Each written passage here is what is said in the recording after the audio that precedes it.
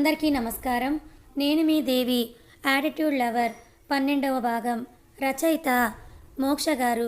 తనని చూడగానే అర్జున్ కళ్ళల్లో కనిపిస్తున్న మెరుపుకి మధు ఇంప్రెస్ అయిపోయి హాయ్ అర్జున్ అంది.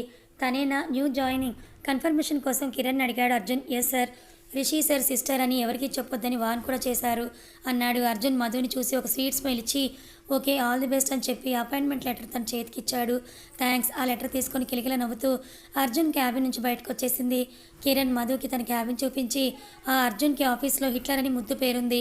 Take care. కోపం వస్తే ఎలాంటి మనిషినైనా సరే నిలబెట్టి కడిగేస్తాడు, జాగ్రత్త అని చెప్పి కిరణ్ అక్కడి నుంచి వచ్చేశాడు. కిరణ్ వెళ్ళాక మధు తన కుర్చీలో అటు ఇటు ఊగుతూ పక్కనే ఉన్న తన కొలీగ్ని చూసి పలకరింపుగా నవ్వి హాయ్ అంది. హాయ్ అని చెయ్యి అందించి వేణు అని తన పేరు చెప్పాడు. మధు అంది. మన మధు పోయి ఈ డిపార్ట్మెంట్లోనే జాయిన్ అవ్వాలా? ఈ కంపెనీ ఎండి ఒక మెంటలోడు అయితే మన డిపార్ట్మెంట్ హెడ్ ఇంకొక మెంటలోడు, ఇద్దరు ఒకరిని మించిన వాళ్ళు ఇంకొకరు అని చనువుతో చెప్పాడు ఆ వేణు అనే అతను. తన అన్నని అర్జున్ని వాళ్ళంటున్న మాటలకి మధుకి కోపం రాలేదు సరికదా. ఆ మాటలకి తనలో తనే నవ్వుకొని సార్ గురించి ఇప్పుడే కిరణ్ సార్ చెప్పారు, ఎండి సార్ కూడా అంతేనా అని అడిగింది వేణు. అని ఏదో గుర్తొచ్చినట్టు అర్జున్ అంటున్నావేంటి, ఆయన నీకు ముందే పరిచయమా అన్నాడు. మధు కాసేపు ఆలోచించి సిగ్గుపడుతూ యాక్చువల్లీ అర్జున్ నాకు బావవుతారు, మా మామయ్య కొడుకంది. మీ బావ వేణు నోరల్లో పెట్టి నేను అన్న మాటలేవా ఇంత చెప్పకే అన్నాడు. చెప్పనులే కానీ ఇది చెప్పు, ఈ ఆఫీస్లో మా బావకి ఎవరైనా లైన్ వేస్తున్నారా అని అడిగింది. ఆయనకి లవ్వా? రాయిని ఎవరైనా ఇష్టపడతారా? టేస్ట్లెస్ ఫెలోస్ అలాంటి బండరాయిని ఇష్టపడతారన్నాడు. బండరాయి అయినా ఒక మంచి శిల్పి చేతిలో పడితే అందమైన శిల్పంగా మారుతుంది కదా అంది. కొంపదీసి ఆయన కానీ నువ్వు ఇష్టపడుతున్నావా అడిగాడు వేణు. చాచా అలాంటిదేమీ లేదు, వయసులో ఉన్న పిల్లాడు కదా, ఏ ఆడగాలి సోకకుండా మా అత్తయ్య కాపలా కాయమంటేను ఈ ఆఫీస్లో ఆయన డిపార్ట్మెంట్లోనే జాయిన్ అయ్యాను అని అంది మధు. ఆహా అని వేణు మధుకి ఏదో అడగబోయేసరికి రిషి ఫోన్ చేశాడు తనకి. ఒక్క నిమిషం వేణుకి సైక్ చేసి కాల్ లిఫ్ట్ చేసింది మధు. లంచ్ టైంలో 10th ఫ్లోర్లో ఉన్న నా పర్సనల్ క్యాబిన్కి రా, క్యాంటీన్కి వెళ్ళావో కాలు విరగ్గొడతాను అని అంటూ రిషి చెప్పింది విని అలాగే అని ఫోన్ పెట్టేసింది మధు. మధు ఫోన్ పెట్టేశాక వేణు కళ్ళెగరేసి ఎవరు మీ బావా అన్నాడు. లేదు మన ఎండి అంది మధు. షాక్ అయి చూస్తున్న వేణు చేతి పెగిచ్చి జోక్ చేశా అంది మధు. ఇంతలో వాళ్ళకెదురుగా ఉన్న అర్జున్ క్యాబిన్ డోర్ తీసేసరికి వేణు ఏదో రోబోట్ల తలని తన ల్యాప్టాప్లో దూర్చేశాడు. అప్పటి వరకు బాగానే మాట్లాడిన వేణు ఒకేసారి అలా కరెంట్ షాక్ కొట్టినట్టుగా అయ్యేసరికి మధు తల వెనక్కి తిప్పి చూసింది.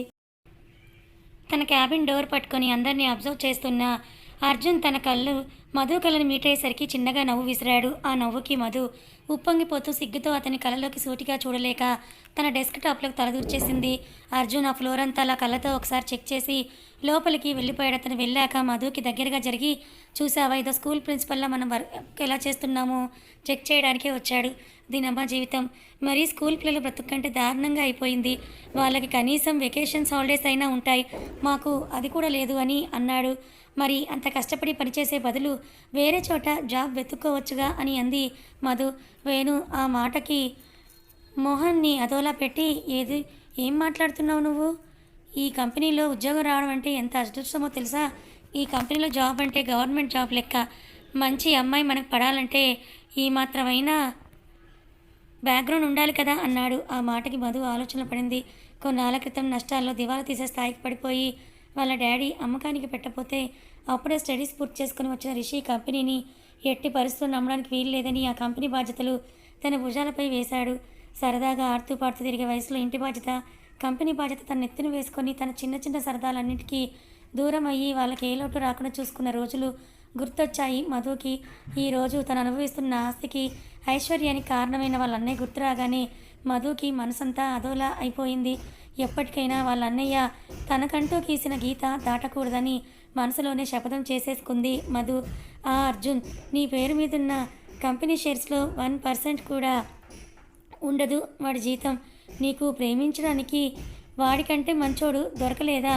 కోపంతో బుసలు కొడుతున్న రిషిని చూసి మధు కొంచెం కూడా జంకకుండా సూటిగా అతని కళ్ళలోకే చూస్తూ నా కళ్ళతో చూడు అన్నయ్య, అర్జున్ జీవితం కనిపిస్తుంది నాతో, నేను బ్రతికినా చచ్చిన అర్జున్తో నేను తెగేసి చెప్పింది మధు. ఆఫీస్ అర్జున్తో ఇంత చనువుగా ఉన్నప్పుడే అర్థం చేసుకోవాల్సింది.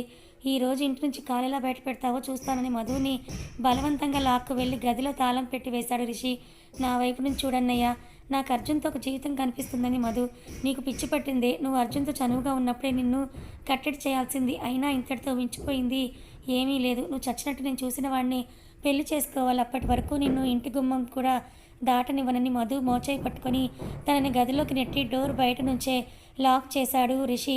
మధు రిషి తోసిన ఫోర్స్కి కింద పడి ఏడుస్తూ, ఈ జీవితానికి నా పక్కన అర్జున్ని తప్ప నేను ఇంకొకరిని ఊహించలేనన్నయ్య. అదే జరగాలని నువ్వు పట్టుబడితే నాకు ఈ జీవితమే వద్దు అని అంటూ మెడలో చున్నీ సీలింగ్ ఫ్యాన్కి వేసి మరీ వేసుకుంది ఉరి. మధు మెడ చుట్టూ సిల్క్ చున్నీ గట్టిగా చుట్టుకొని మెడంతా కందిపోతూ ఉంటే ఆ నొప్పికి భరించలేక సీలింగ్ ఫ్యాన్ రెక్కకట్టిన చున్నీ ముడి విడిపోయింది.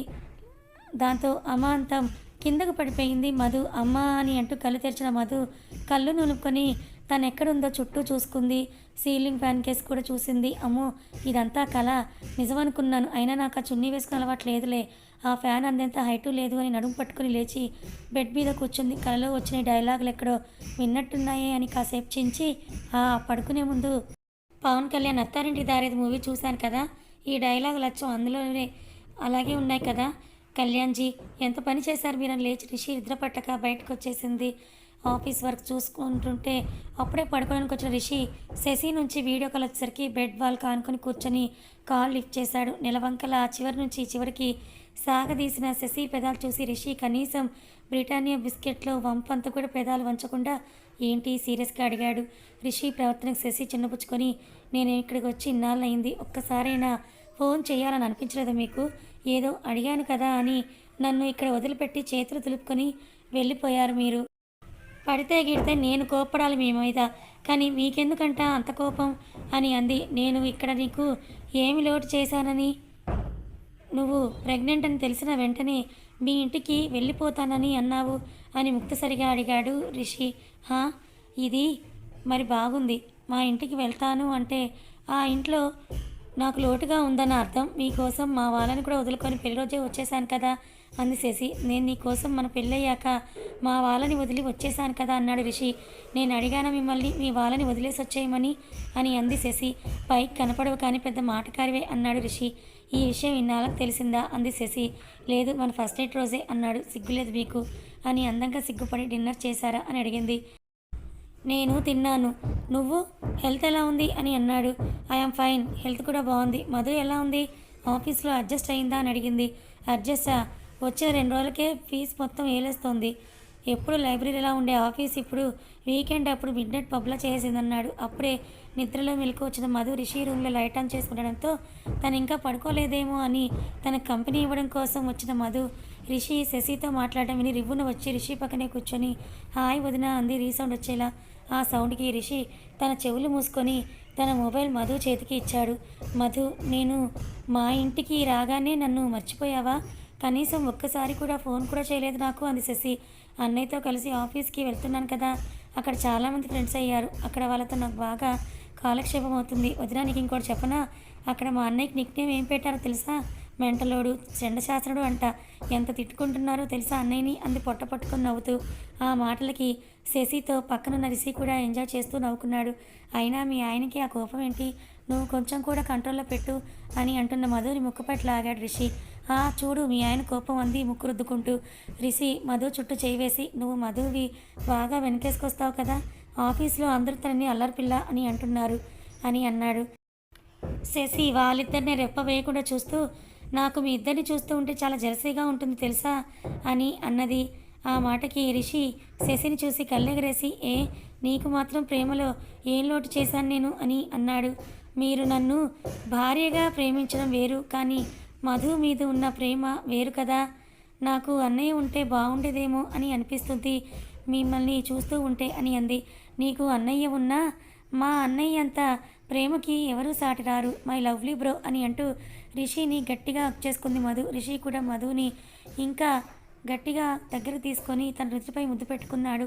అవును, రేపు అతన్ని మీట్ అవ్వడానికి శారీ కట్టుకుంటావా, డ్రెస్ వేసుకొని వెళ్తావా అంది శశి. అతనా అతనెవరు అర్థం కాక అయోమయపడింది మధు. రిషి శశిని చూసి ఇచ్చన్నాడు. ఓ సారీ, మధుకు చెప్పలేదు కదూ అని నాలుగు ఖర్చుకుంది. ఇప్పుడు నువ్వు చెప్పేశావు కదా అన్నాడు రిషి. వాళ్ళ మాటలు అర్థం కాక, ఓయ్ మీ మొగుడు పిల్లల రహస్య మంత్రాలు ఏంటి అంది మధు. శశి రేపు కాల్ చేస్తాను పడుకో అని ఆ కాల్ డిస్కనెక్ట్ చేసి, మమ్మీ నీకేదో మ్యాచ్ చూసిందంట అన్నాడు. అచ్చు ఆ కళలో జరిగినట్టే మధు గుండెలో బండరాయి పడ్డట్టయింది. శశి లేట్ అయింది ఇంకా పడుకో అని అంటూ ఆ మాట చెప్పగానే, నువ్వు ఇంకా పడుకోవా మధుని అడిగాడు. మధు రిషిని కోపంగా చూస్తూ, నాకు పెళ్లి చూపులేంటి, ఎవరిని అడిగి అరేంజ్ చేశారు అంది. పెళ్లి చూపులే కదా, సరదాగా చూసుకొచ్చేయి, ఇష్టం లేదని చెప్పేయి అన్నాడు రిషి. ఒకవేళ ఆ వచ్చినోడు నాకు నచ్చితే అని అంది మధు. వాడు చచ్చినట్టే అన్నాడు రిషి. అన్నయ్య డోంట్ బి సిల్లీ, నిజం చెప్పు, ఇప్పుడు చెప్పపెట్టకుండా ఇది అరేంజ్ చేసినట్టే, రేపు పెళ్ళి కూడా అరేంజ్ చేసి నాకు క్లోరోఫామ్ ఇచ్చి నా మెడలో బలవంతంగా నాకు పెళ్లి చేస్తారా ఇంటి తాళి కట్టించి అని అంది. మధు, నువ్వు మూవీకి అడిక్ట్ అయిపోతున్నావు బాగా, నువ్వు ఇలాగా ఉంటావని ఆ మమ్మీ నీకు చెప్పొద్దని చెప్పింది. రేపు ఆ అబ్బాయిని చూసిన తర్వాత డాడీని ఒపీనియన్ ఖచ్చితంగా అడుగుతారు కదా, అప్పుడు నీ మనసులో ఉన్నది చెప్పి అన్నాడు. మనసులో ఉన్నదా, అది ఇంకా మనసులో ఉన్నవాడికే తెలియదు కదా. సర్లే ప్రస్తుతానికి నువ్వు చెప్పేద్దామని. అవును, నువ్వెందుకు నా పెళ్లి గురించి నన్ను ఫోర్స్ చేయట్లేదు, ఈ విషయంలో ఇంత ఫ్రీడమ్ ఎందుకు ఇచ్చావు అని అడిగింది.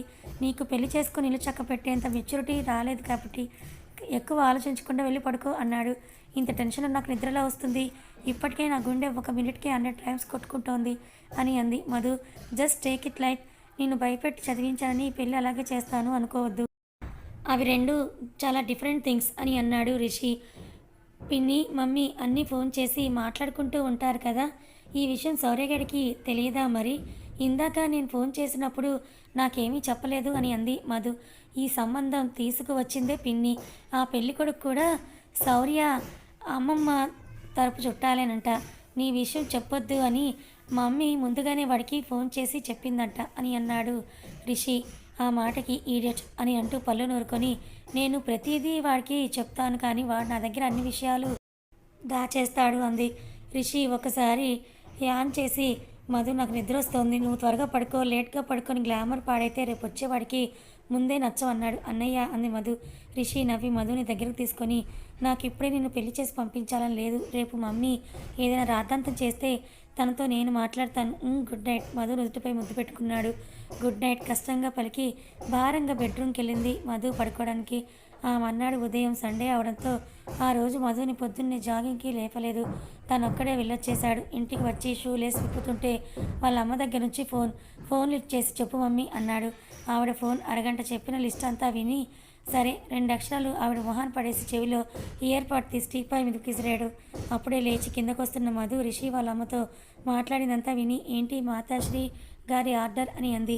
పెళ్లి వాళ్ళు ఈవినింగ్ వస్తున్నారంట, నిన్ను షాపింగ్కి తీసుకుని వెళ్ళి ఒకసారి తీసుకొని రమ్మంది, అటు నుంచి అటే పార్లర్కి కూడా తీసుకువెళ్ళమని అన్నాడు రిషి.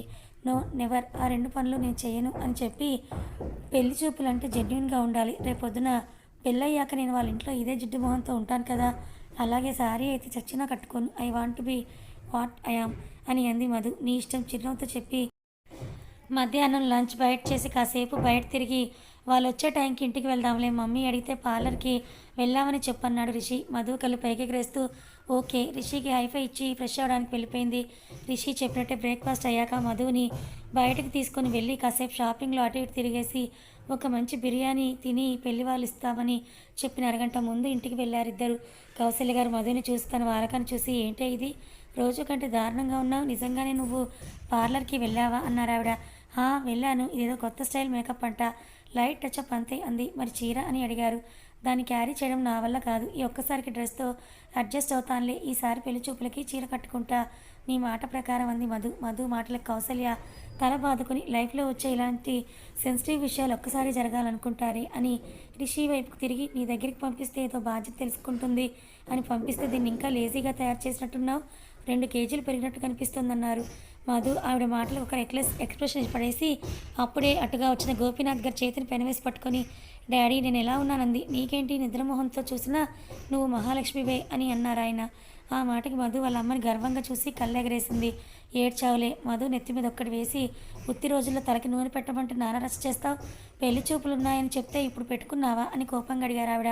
హెడేక్ వస్తుందని పెట్టుకున్నాను. అది తప్పేనా అంది మధు. మధు హెయిర్కి ఆయిల్ ఎందుకు పెట్టిందో నాకు తెలుసు. పాపం కౌశల్య గారికి తెలియదు కదా. పెళ్లి వాళ్ళు వచ్చారని కౌశల్య గారు కంగారుగా తిరుగుతుంటే మధు కోసం రూమ్లోకి వచ్చిన ఆవిడ మధు అన్నలతో నాన్నతో కూర్చొని కబుర్లు చెప్పడం చూసి ఆవిడకి అరికాల నుంచి సర్రున కాలిపోయింది. ఆవిడ మధు తల మీద మొట్టికాయ వేసి, పెళ్లి వాళ్ళు వచ్చేలోపు ఆ దిక్కుమాల మేకప్ మార్చమంటే ఇక్కడ కూర్చొని వీళ్ళతో కబుర్లు చెప్తున్నావా అని మధుకి, అక్కడ పెళ్లి వాళ్ళని రిసీవ్ చేసుకోకుండా మీరు కూడా దాంతో కూర్చొని ఆ కబుర్లు ఏంటి అని గోపీనాథ్ గారికి, అక్కడ బావగారితో వచ్చి మాట్లాడండి అని అంటూ మగపిల్లలిద్దరికీ చీవాట్లు పెట్టారు కౌసల్య గారు. కథ కొనసాగుతుంది. మరి ఈ వచ్చిన పెళ్లి చూపుల్లోని పెళ్లి కొడుకుతోనే మధుకి పెళ్లి నిశ్చయమవుతుందా? మరి మధు అర్జున్ని ప్రేమిస్తున్న సంగతి మధు ఎవరితోనైనా చెప్తుందా? అసలు ఇంతవరకు అర్జున్కే చెప్పలేదు. అర్జున్ మనసులో ఏముందో మధు తెలుసుకుంటుందా లేదా? తెలుసుకోవాలనుకుంటే మన ఛానల్ని ఫాలో అవ్వండి. కథ నచ్చితే లైక్ చేయండి. Thank you so much.